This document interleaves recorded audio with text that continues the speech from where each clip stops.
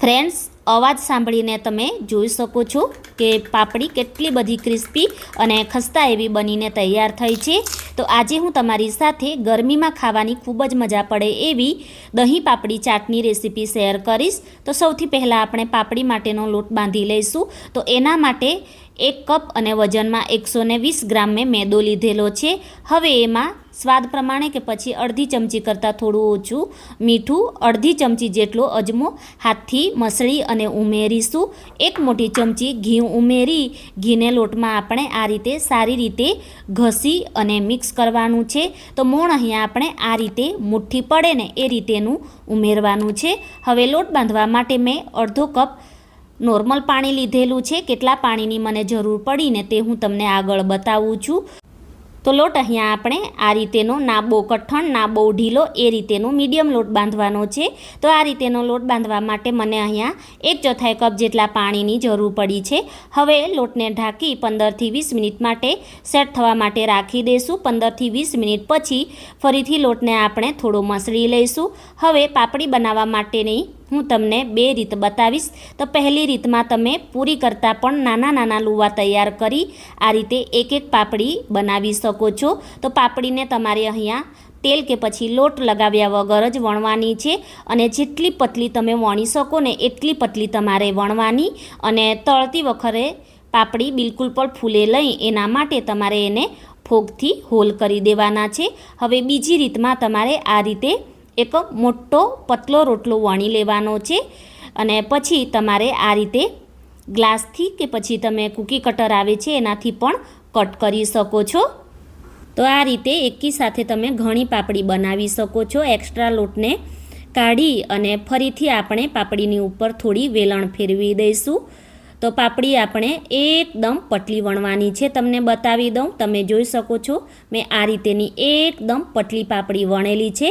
તો આને પણ આપણે ફોગથી આ રીતે હોલ કરી દઈશું। તો પાપડીને અહીંયા હું આ રીતે પ્લેટમાં લઈ લઈશ। તો આવી જ રીતે આપણે પાપડી બનાવતા જઈશું અને સાથે તળતા પણ જઈશું। હવે પાપડી એકદમ ક્રિસ્પી અને ખસ્તા એવી બનીને તૈયાર થાય એના માટે તેલનું ટેમ્પરેચર અને ગેસની ફ્લેમ ખૂબ જ ઇમ્પોર્ટન્ટ છે।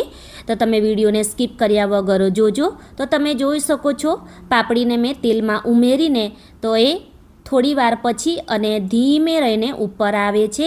એટલે તેલનું ટેમ્પરેચર અહીંયા આપણે ના તો બહુ ગરમ ના તો બહુ ઠંડુ એટલે કે મીડિયમ ગરમ કરતાં પણ થોડું ઓછું ગરમ રાખવાનું છે। જો તેલ બહુ ગરમ હશે અને ગેસની ફ્લેમ પણ તમે વધારે રાખશો ને તો પાપડીમાં કલર તો આવી જશે પરંતુ એકદમ ખસ્તા અને ક્રિસ્પી એવી નહીં બને। એટલે ગેસની ફ્લેમ અને ટેમ્પરેચર તમારે ખાસ ધ્યાન રાખવાનું। તો જેટલી પાપડી આવે ને એટલી તમારે ઉમેરી દેવાનું। તો પાપડી ઉમેરતી વખતે ગેસની ફ્લેમ તમારે ધીમી રાખવાની છે અને બધી પાપડી આ રીતે ઉપર આવી જાય પછી તમારે એને પલટાવવાની અને પાપડીમાં હલકો એવો કલર આવી જાય પછી તમારે ગેસની ફ્લેમ થોડી વધારી અને બદામી કલરની થાય ને ત્યાં સુધી તમારે થવા દેવાનું। તો આવી નાની નાની વાતનું ધ્યાન રાખી પાપડી બનાવશો તો તમારી પાપડી પણ પહેલી જ વારમાં એકદમ પરફેક્ટ બનશે અને પાપડીને તમારે એકદમ ડાર્ક કલર કઢાઈમાં આવે ને ત્યાં સુધી નહીં થવા દેવાનું કેમ કે આ પાપડી કાઢ્યા પછી પણ થોડો કલર પકડે છે। એટલે એનો મીડિયમ કલર આવે ને ત્યાં સુધી તમારે એને થવા દેવાનું। તો આ રીતે એને આપણે કાણાવાળા વાસણમાં કાઢી લઈશું। તો આવી જ રીતે અહીંયા મેં બધી જ પાપડીને તળી લીધેલી છે।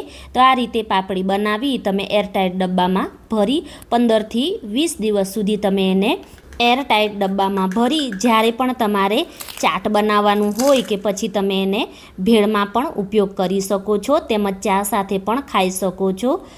તો હવે આપણે દહીં પાપડી ચાટ બનાવીશું।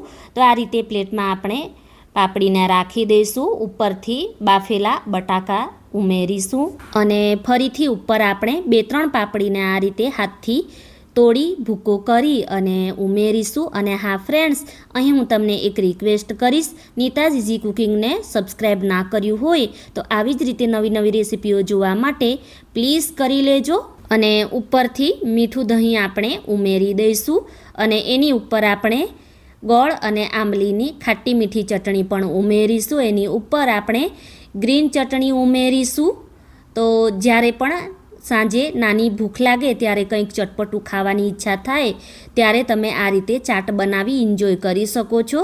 ઉપરથી શેકેલા જીરાનો પાવડર, ચાટ મસાલો અને નાયલોન સેવ ઉમેરી ફરીથી આપણે સેમ પ્રોસેસ રિપીટ કરીશું. એટલે કે પાપડી આ રીતે ભૂકો કરી ઉમેરીશું. એની ઉપર મીઠું દહીં, લાલ ચટણી, ગ્રીન ચટણી અને શેકેલા જીરાનો પાવડર, ચાટ મસાલો અને નાયલોન ઝીણી સેવ ઉમેરીશું. તો દહીં અને ચટણીઓ તમારે અહીંયા સારી રીતે ઉમેરવાનું, એટલે ખાવાની ખૂબ જ મજા આવશે. તો તૈયાર છે અહીંયા આપણી ગરમીમાં રોજ જ ખાવાની ઈચ્છા થાય ને એવી દહીં પાપડી ચાટની રેસીપી. તમે ચોક્કસથી બનાવજો. Thanks for watching. God bless you.